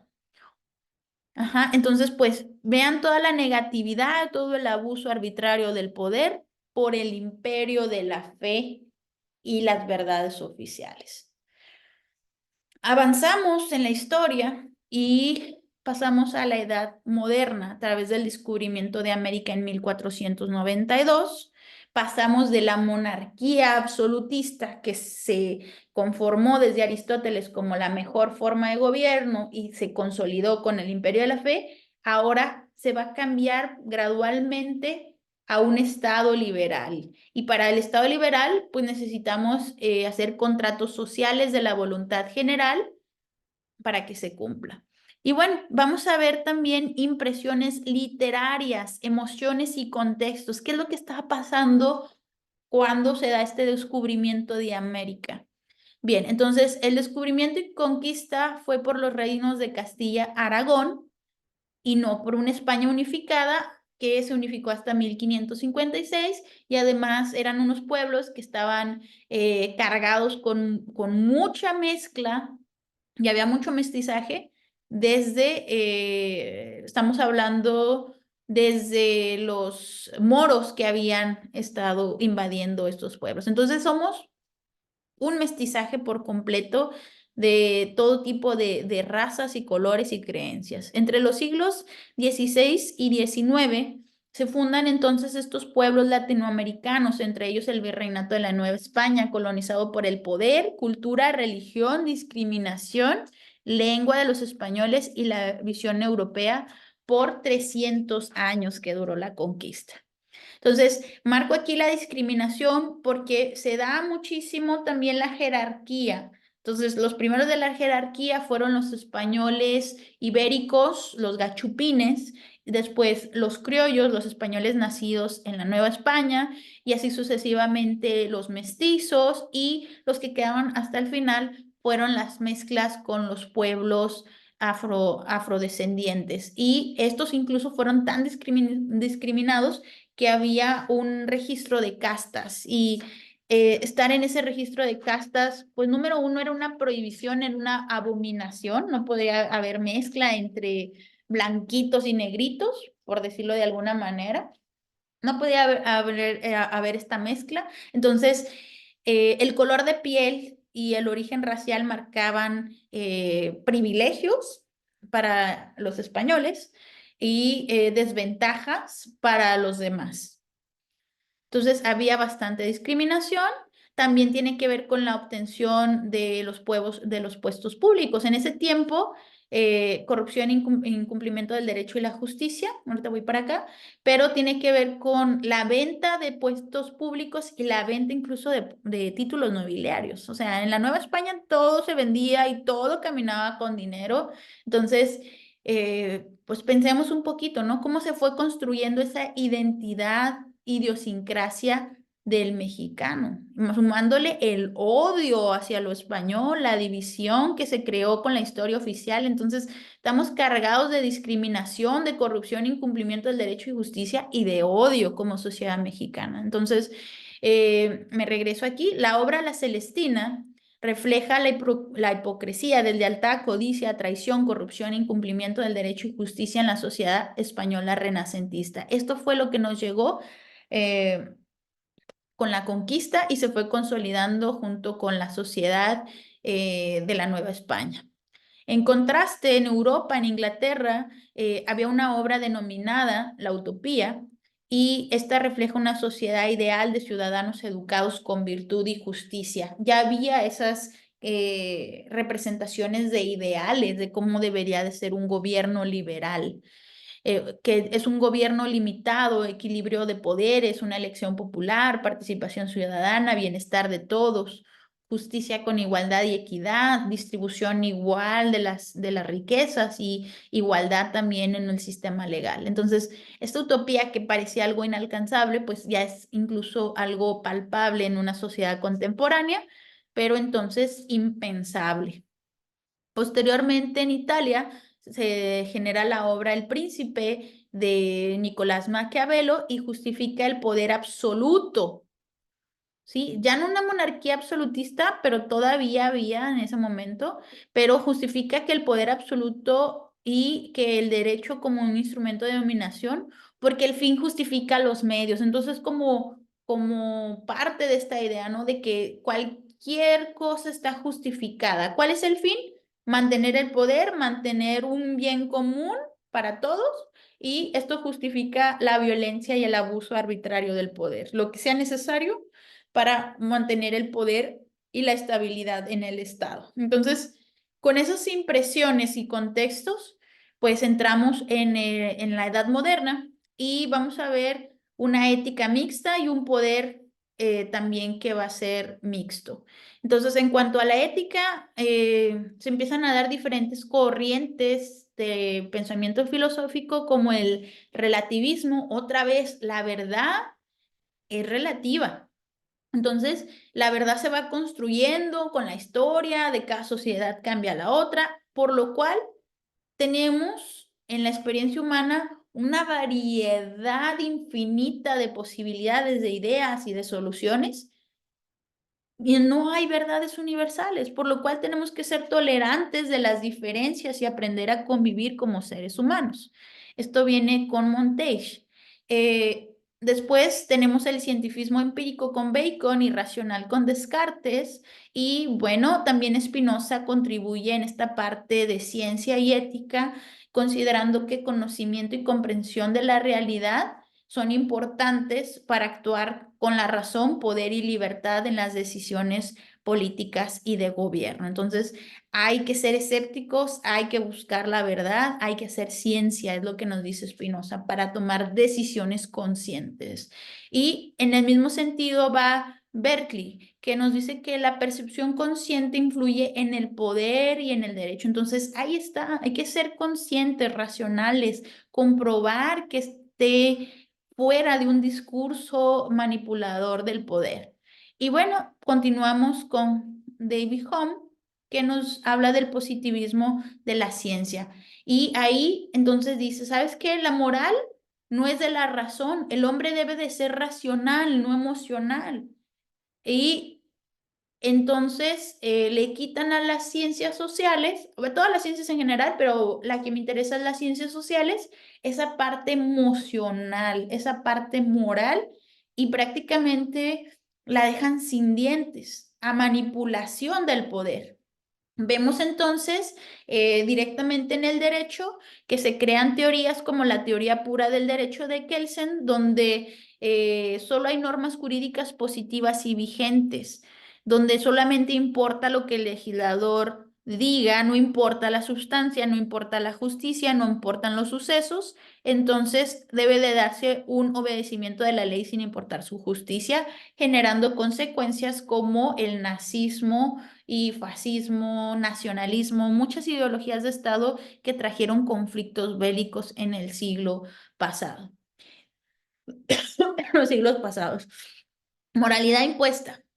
Eh, También nos vamos a ver esa diferencia entre la moralidad impuesta, ya sea por la religión o por alguna sociedad en particular, que no es igual que la ética. La ética proviene del interior de cada uno de nosotros, en la autorreflexión, autoconciencia, y es una forma superior de vida moral. También la lucha de las personas por ser reconocidas. Las personas empiezan a decir, yo soy igual, soy libre, somos seres autónomos y dignos. Entonces, todo esto hace posible que más adelante se den los contratos sociales y el cambio de la monarquía del poder absoluto a un estado liberal. Y esto se ve reflejado en las teorías del poder porque el Estado debe garantizar la libertad de pensamiento y respeto por la diversidad. El Estado debe de garantizar eso, libertad de pensamiento y respeto por la diversidad. El gobierno es la convención de la sociedad por ley y la ley viene de la voluntad general. Entonces, aquí vemos los orígenes del positivismo, un convenio de la sociedad y empezamos a ver los contratos sociales a partir de aquí. Entonces, ese gobierno, esa forma de poder público tiene que ser acordada por todos y la ley proviene de esta voluntad general, positivismo. Ley es la ley, cúmplase directamente de acá, es el mismo autor, Home. Y bueno, también Montesquieu nos dice que el Estado debe ser limitado, debe haber división de poderes, debe ser equitativo y justo y debe procurar la justicia, una justicia que proviene del derecho natural y libertad. Entonces la dignidad desde entonces se vuelve a reconocer como algo inherente de la persona humana que debe de protegerse. Se propone también el Estado, el contrato social del gran Leviatán, donde personas en libertad ceden autoridad a favor de un poder soberano absoluto para la paz y la seguridad, para sobrevivir y dar esta seguridad. Y todo esto porque el hombre es malo por naturaleza. Esta es la necesidad justificante de un Estado con poder soberano absoluto. Los hombres son malos, no saben lo que hacen, entonces hay que cuidarlos, hay que ser el niñero de los hombres y es un papá, es un Estado paternalista. ¿Sí? Eso es lo que trae el positivismo y el Estado liberal, estados paternalistas donde el Estado te dice qué derechos tienes, qué derechos no, te los quita, te los pone, y aparte se justifica que te ponga sanciones, que divida la sociedad, porque los hombres no se saben llevar. Entonces, mucho cuidado, porque vamos a ver que la postura actual de México es esta. Seguimos en un hecho de Estado liberal con derecho positivista, cuando ya deberíamos de estar avanzando hacia el pospositivista.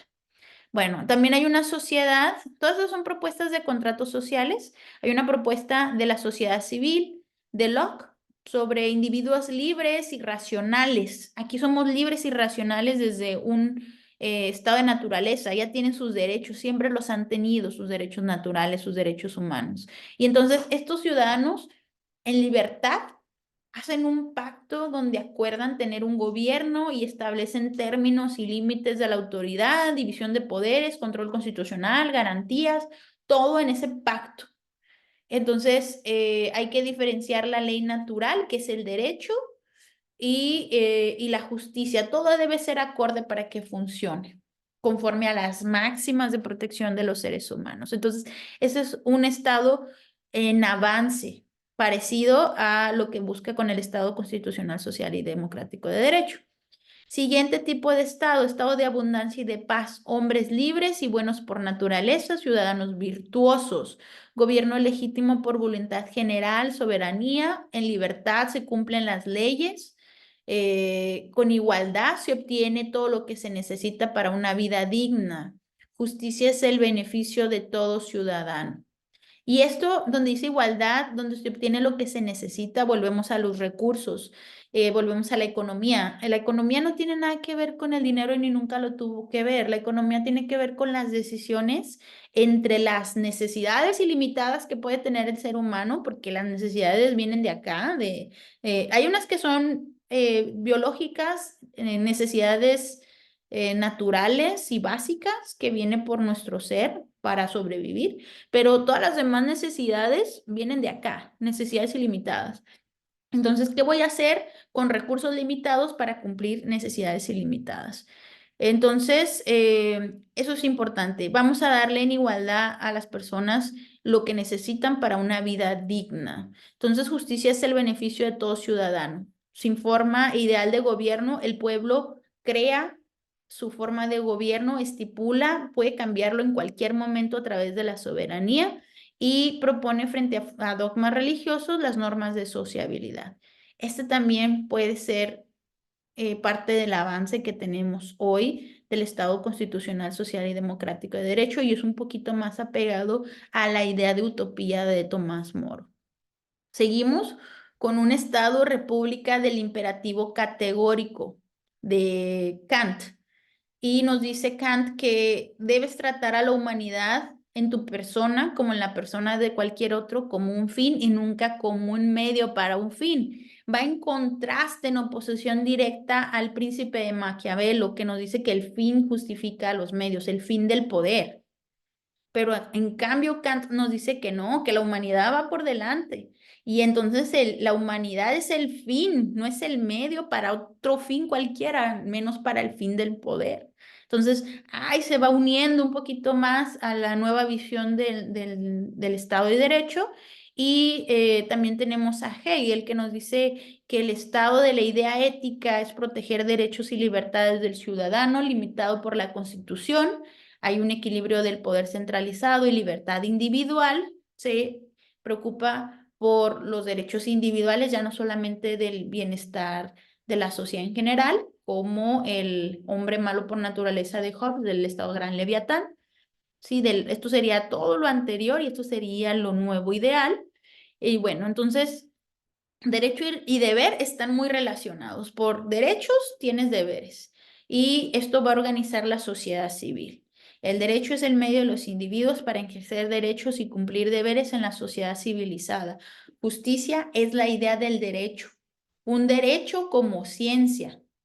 Entonces, la justicia se va a alcanzar con esta ideal del derecho y además de que sea hecho real en la realidad. Suena trabalenguas, pero la idea o lo que nos quiere decir Hegel en pocas palabras es de que la justicia tiene que ser conforme a la ideal de derecho y además este ideal de derecho tiene que haberse cumplido realmente en la realidad empírica. Entonces, hacia allá tendríamos que buscar enfocar nuestros esfuerzos para influir positivamente en la realidad, que se cumpla realmente el ideal del derecho y eso solo va a ser posible por la voluntad de todas las personas y sobre todo por la voluntad de los expertos del derecho y las exigencias de todos. Bueno, entonces de ahí pasamos a la edad contemporánea, que viene de la Ilustración y revoluciones del siglo XVIII hasta la actualidad, y pasamos del Estado liberal al Estado constitucional, social y democrático del derecho, donde lo más importante es la justicia y la dignidad humana. El contenido principal de la filosofía contemporánea son los temas sociales, de bienestar de la humanidad, de igualdad, de libertad y su relación con el conocimiento y lenguaje. Muy importante porque hay demasiado conocimiento y uno de los principales problemas va a ser cómo transmitimos ese conocimiento. ¿Sí? Si utilizamos un lenguaje, un discurso manipulador del poder, pues va a quedar ese conocimiento relegado, no va a ser un conocimiento libre, sino va a ser una imposición, un adoctrinamiento. Bien, y bueno, en ética y poder se discuten temas como economía y los problemas de un sistema económico capitalista. Si bien es cierto que el sistema capitalista pues ha ayudado a la liberalización del poder, ha ayudado a los cambios del Estado, también es cierto que tiene, como cualquier creación humana, tiene sus problemas y hay que reconocerlos primero para poder actuar en consecuencia. Y el sistema económico capitalista tiene dominación de clase, explotación, precariedad y desigualdad que afecta a los trabajadores. Estamos hablando que en algunas circunstancias genera poder concentrado en élites políticas y económicas, y que a través de propaganda y manipulación mediática, las redes sociales, la televisión, los medios, estas élites mantienen el control y la conformidad en la sociedad. La gente está conforme porque está inconsciente de lo que está pasando. Entonces, hay mucho consumismo, hay muchas situaciones que hace que la gente no se cuestione si este sistema económico capitalista está del todo bien o qué podemos hacer para mejorarlo. Eso sería lo mejor que podemos hacer para que los ideales de un libre comercio realmente se alcanzaran. Entonces, para esto necesitamos una crítica que contrarreste la inmoralidad sistemática, para destapar las relaciones de poder ocultos e ideologías que perpetúan la opresión. Y entonces el derecho, en cuanto al sistema económico capitalista, se presenta como un instrumento para la emancipación. También otro tema va a ser el ser humano, en su integracionismo, en su valoración, en que se ve a sí mismo como valioso.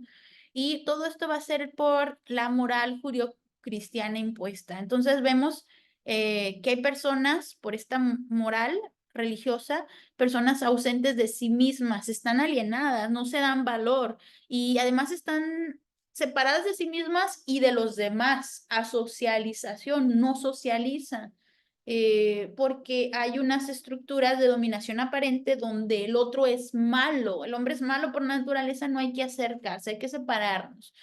Entonces, y aparte el hombre no importa tanto porque tenemos una vida en el más allá donde vamos a vivir bien felices y a todo dar. Esta vida nada más es como, pues, la prueba piloto, ¿no? Pero pues estamos aquí.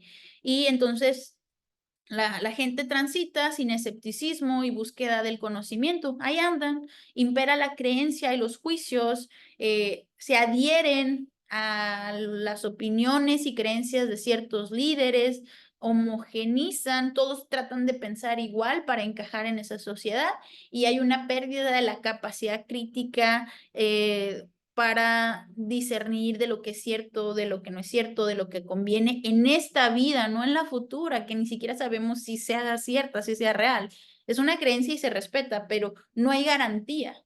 Entonces, tenemos que rebelarnos contra el absurdo, la opresión y la injusticia. No importa que en otra vida tengamos beneficios, hay que empezar por esta, a rebelarnos contra esa opresión e injusticia, darle valor y significado a la vida a través de la responsabilidad que tenemos cada uno de nosotros, evitar esa desconexión con la comunidad. Hay que practicar la solidaridad y ayuda mutua. El recurso más valioso de este mundo es el ser humano, ¿sí? Podemos crear, podemos generar soluciones a cualquier tipo de problemas. Entonces hay que empezar a ser solidarios, a ayudarnos mutuamente, respetarnos, reconociéndonos iguales y libres. Entonces se propone abandonar la moral impuesta judio-cristiana para tratar de ser un superhombre con voluntad y deseo por vivir de forma auténtica y plena, sin restricciones en convenciones sociales, sigue su propia voluntad, autorrealización y trascendencia, siempre respetando y siendo responsable.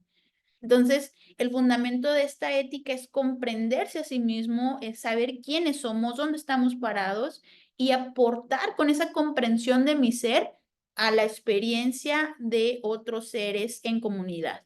Entonces, hay que ser responsable por nuestra existencia. La libertad nos da la capacidad de hacer muchas cosas que queremos, pero tenemos esa responsabilidad de evitar el mal uso de la libertad, una mala fe que no es cumplir a sabiendas de la responsabilidad que tenemos. Entonces, esa libertad nos trae responsabilidad, tenemos que hacernos responsables de nuestra propia existencia y responsables hacia con los demás.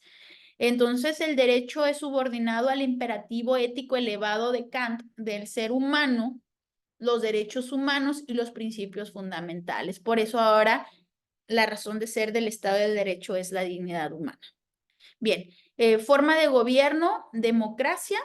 Si queremos una verdadera democracia, no una democracia en papel, pues tenemos que promover la cooperación y construcción social por ciudadanos éticos y responsables que toman decisiones con distribución equitativa del poder. Y pues para eso necesitamos empoderar al ser humano, pero además educarlos adecuadamente para que puedan tomar decisiones éticas. Si no conocen la ética, ¿cómo van a tomar decisiones éticas y responsables?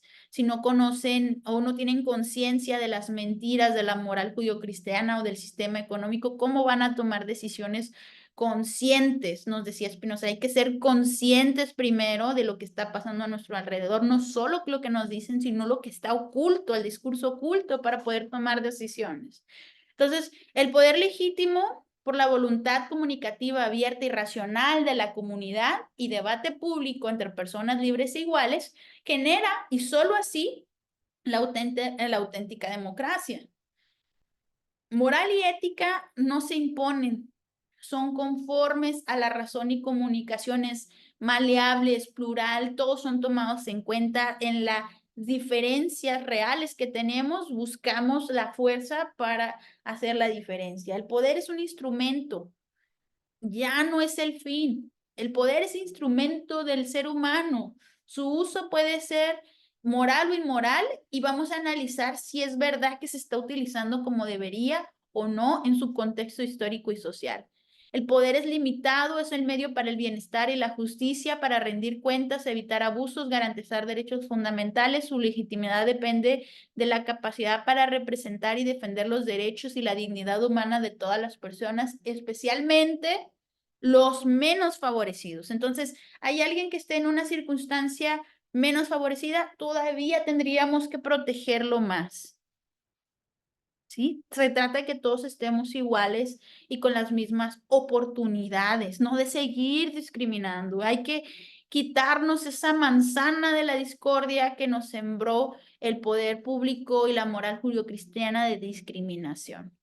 Entonces, la sociedad justa permite el desarrollo de capacidades esenciales para la vida plena, pensamiento crítico, empatía, comprensión cultural y empoderar a todas las personas, no solamente a los que ya tienen poder, a todas y más a las menos favorecidas. Entonces, la participación cívica en la democracia por principios universales de dignidad humana y justicia deben aplicarse de manera consciente por todas las personas. El derecho es creación porque vamos a ver que la realidad, y siempre ha sido, el derecho fue una creación histórica que ha reflejado el poder y las relaciones de fuerza en una sociedad. Lamentablemente, el poder ha utilizado el derecho para someter y manipular a la sociedad, pero hoy es un instrumento que garantiza la justicia y protege los derechos de las personas y el respeto al sistema legal mediante leyes justas, equitativas y conforme a los derechos humanos individuales, potenciando al ser humano. Entonces, vean la importancia de este cambio, esta revolución de las ideas a partir de la contemporaneidad y hacia allá debemos de ser, tenemos que cambiar esos chips mentales y empezar a buscar esta igualdad y esta libertad de la dignidad humana. Bien, en cuanto a la igualdad de género, pues el poder patriarcal se oprime a las mujeres durante años, también la moral judio-cristiana y otros factores tenían a la mujer sometida al hombre. Ahora las mujeres exigimos autonomía para decidir en libertad y autenticidad y no en sumisión. El poder se ejerce y se reproduce en nuestras acciones cotidianas. Eso se llama performatividad. Lo que hagamos, lo que expresemos, todo lo que sea objetivo y externalizado, pues va haciendo una performatividad que dice, esto es lo correcto, ¿sí? Entonces, en lo que hagamos día a día, eso se va a marcar la normalidad. Si desafiamos esa normalidad, desafiamos las normas de género impuestas y expresamos identidades diversas. O sea, no solamente que la mujer quiera ser autónoma, sino que las diversidades sexuales tienen que ser visibles, cambiando, moviendo esa mente, haciendo un terremoto de nuevas ideas, podemos subvertir el poder normativo performativo de la normalidad. Entonces, la justicia en esta área va a representar igualdad, no discriminación, inclusión y respeto para todas las personas mediante la transformación social, cambiando esa normalidad cotidiana. Derecho va a ser el instrumento para garantizar la igualdad y justicia, protegiendo los derechos de todas las personas, específicamente también aquellas o con mayor énfasis de las que eran discriminadas con anterioridad. El conocimiento y lenguaje. A través de toda la historia, y es la idea principal de este ensayo, el poder ha moldeado lo que se considera como verdad oficial, a sus fines, a mantener el poder, a manipularnos, a hacer lo que queramos para su beneficio. Entonces, la incredulidad hoy hacia las narrativas unificadas de la historia, con la crítica, desafía el poder y cuestionamos todas las mentiras que se nos han dicho, todo lo que ha sido oficial, que se ha legitimado por estas estructuras, y llegamos a la idea de que no existe una moral universal. Otra vez, todo es relativo, la verdad es relativa. Y para esto es importante el lenguaje y la comunicación que construyen comunidades y sociedades democráticas, inclusivas, justas y solidarias, con valores compartidos. No tenemos por qué imponer valores, o sea, no es más importante los valores de una religión y los valores de un grupo. Todos los valores son importantes, todas las personas son importantes y esa pluralidad nos puede hacer más fuertes. Entonces, en lugar de verdades objetivas, porque no existe una moralidad universalmente válida, ni una justicia absoluta. Todo ha sido construcción humana, una construcción conforme de decisiones políticas y la voluntad de la sociedad. En esa voluntad, ahora consciente, debemos decidir si queremos construir un Estado y un derecho positivo o queremos seguir en lo mismo, en un círculo negativo de abuso del poder y de hacer que hacemos, pero no hacemos, de ser irresponsables con nuestra realidad.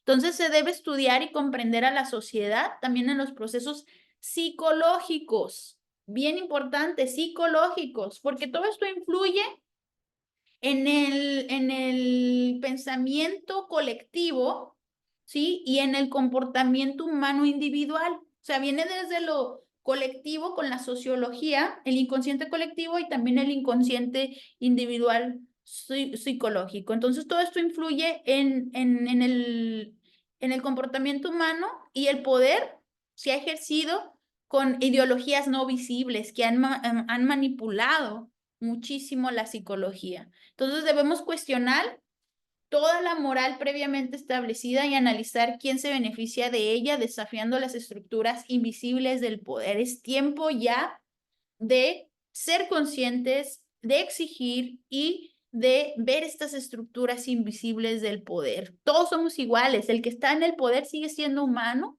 y no es nuestro jefe, ni nuestro rey, ni nuestra dictador. Entonces, está en un cargo público, es nuestro servidor. Como cualquier empresa que nos sirve, nosotros podemos exigir que cumpla con sus servicios. Entonces, la ley y el orden se han utilizado para mantener el status quo y sofocar resistencias.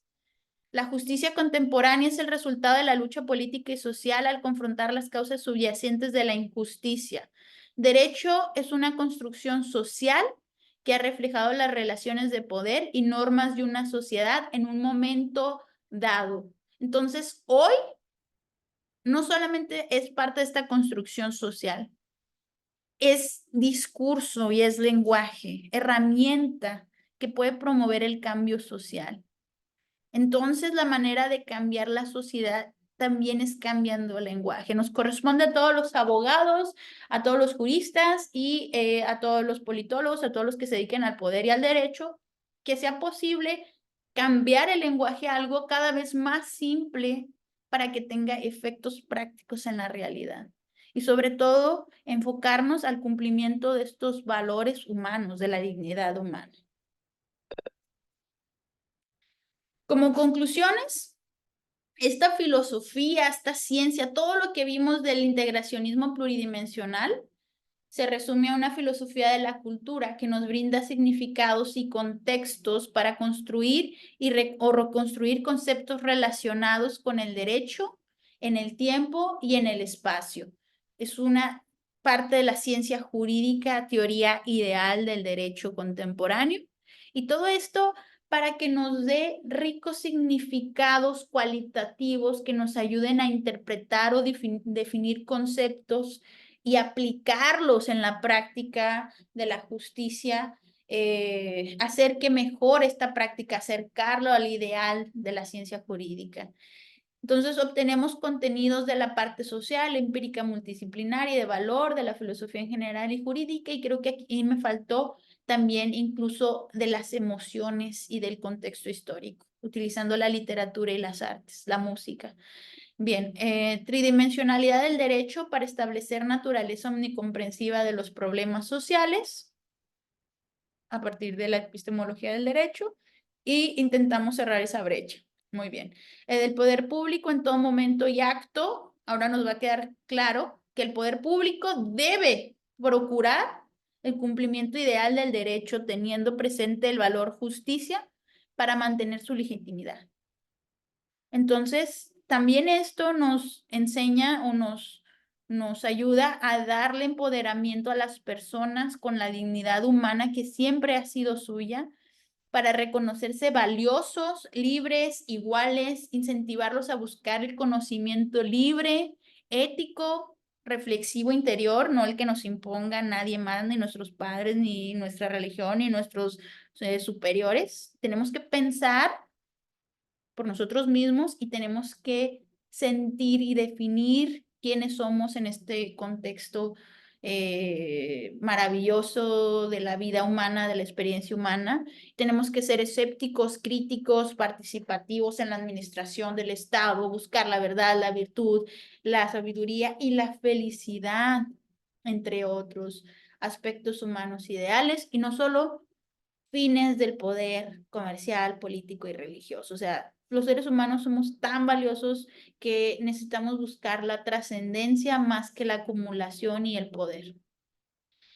Entonces, todo esto también para que las personas se atrevan a construir nuevos pactos sociales, nuevas formas de gobierno y otros sistemas, o por lo menos descubran a los poderes fácticos subyacentes privilegiados con el poder público oficial, que sean capaces de ser conscientes de todas las mentiras y de toda la manipulación que hay detrás de estos poderes, para que tomen decisiones conscientes a futuro. Se trata de su vida, se trata de su libertad, de su felicidad. Entonces, qué mejor que empezar a pensar en libertad y a tomar nuestras propias decisiones, ya no basadas en una regla universal, ya sea religiosa o de poder. Muchas gracias. Eso ha sido todo de mi parte.